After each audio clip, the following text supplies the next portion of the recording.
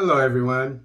Today is Thursday, January 13th, 2022.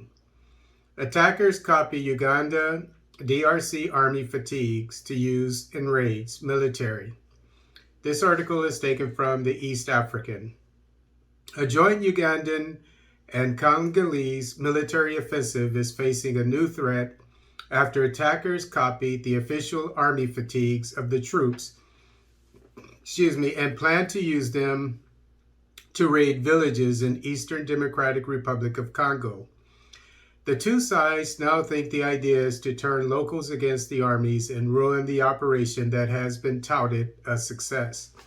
On Tuesday, the armed forces of the Democratic Republic of Congo, FARDC, and the Uganda People's Defense Forces, UPDF, warned of possible attacks and sabotage planned by armed groups in the DRC. A joint communique from the two armies, which began the operation on November 30th to track down Ugandan rebels known as the Allied Democratic Forces, ADF, said there is credible intelligence that the group is preparing to launch an attack against civilians while disguised as UPDF soldiers. Brigadier General Flavia Bieswayo and Major General Leon Richard Kasonga, spokesman of UPDF and FARDC, respectively, said they have reliable information on the presence in the region of elements belonging to an armed group with sinister plans to discredit their performance achieved by the joint forces in actions against the ADF rebels based in eastern Congo. The UPDF and FARDC revealed that the rebels will use camouflage and uniforms similar to those of the UPDF. The rebels have planned to commit atrocities by massacring civilians in order to make it appear that the UPDF has turned against these civilians, the press release said.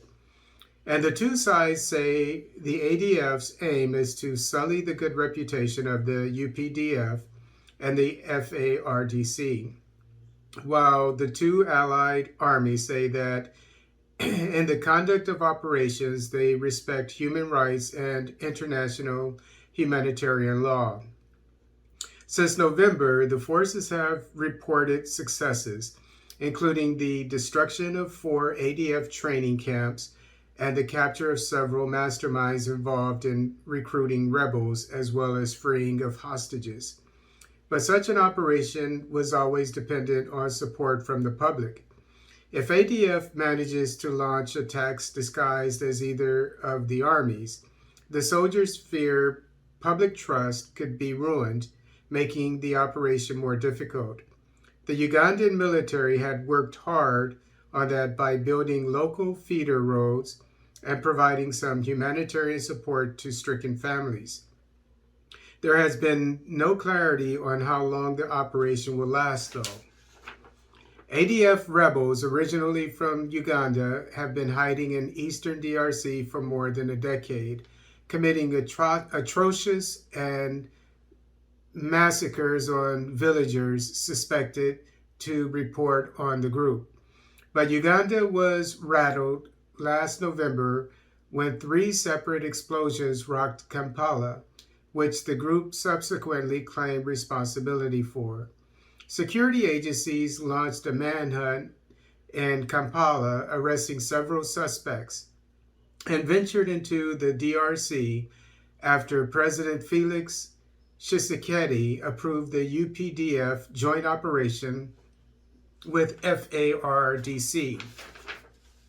So again, this shows that the local inhabitants of the North Kivu region of the neighboring Democratic Republic of Congo, neighboring of Uganda, they are giving intelligence or information to the joint operation of these two countries, their militaries.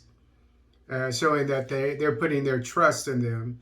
And the insurgents obviously are on the run now, and they are desperate.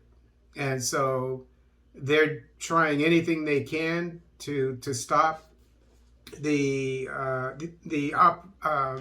offensive of the Ugandan and DRC armies by imitating their appearance, their uniforms, and to attack the civilians to make them think that the Ugandan and DRC armies have turned against them.